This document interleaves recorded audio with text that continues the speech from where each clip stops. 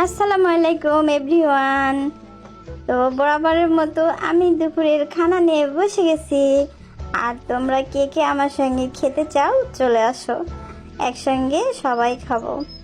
তো দেখো আমি কি কি খাচ্ছি।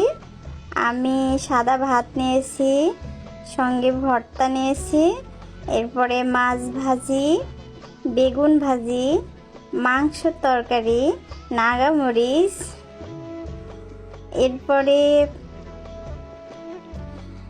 লেবু আছে, সালাদ আছে, সাজিনা দিয়ে মাছ ভুনা হয়েছে। আমাকে কমেন্ট করে জানিও যে কেমন লাগে।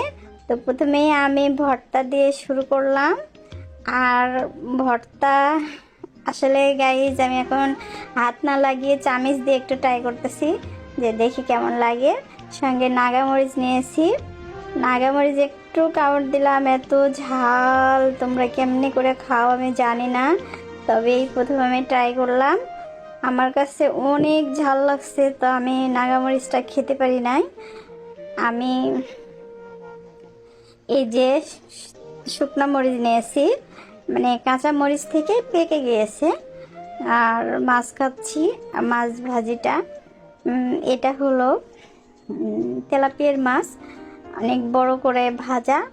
আর এত মজাদার হয়েছে গাইস, তোমাদেরকে বলবো। আর এই যে গোটা মরিচটা আমি কিন্তু খেয়ে ফেলতেছি। আর আমি অনেকগুলো মরিচ নিয়েছি, সঙ্গে পেঁয়াজ নিয়েছি।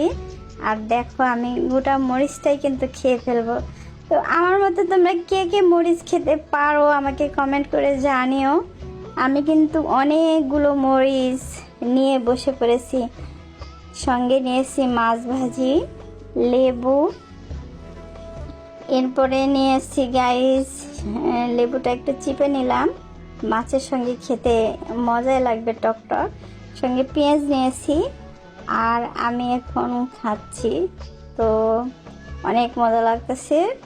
সঙ্গে আমি একটু পেঁয়াজে কামড় দিলাম গাইস, তারপরে মরিচ গোটা কামড় দিয়ে মরিচ খাইলাম। আর দেখো তোমরা হয়তো বা বিশ্বাস করবা না যে আমি হয়তো বা মিথ্যা কথা বলতেছি। আমি আসলে গাইস গোটা মরিচটা খেয়ে ফেলতেছি, একবার ফলো করে দেখো। আর আমাকে অবশ্যই তোমরা কমেন্ট করে জানিও তোমরা হয়তো বা মনে করতেছো এত মরিচ খাচ্ছে নাকি মিথ্যা কথা বলতেছে। আসলে গাইস একটু ফলো করে দেখো, আমি কিন্তু গোটা মরিচটা একবার খেয়ে ফেলতেছি। আর ঝাল তো অবশ্যই আছে, তবে আমি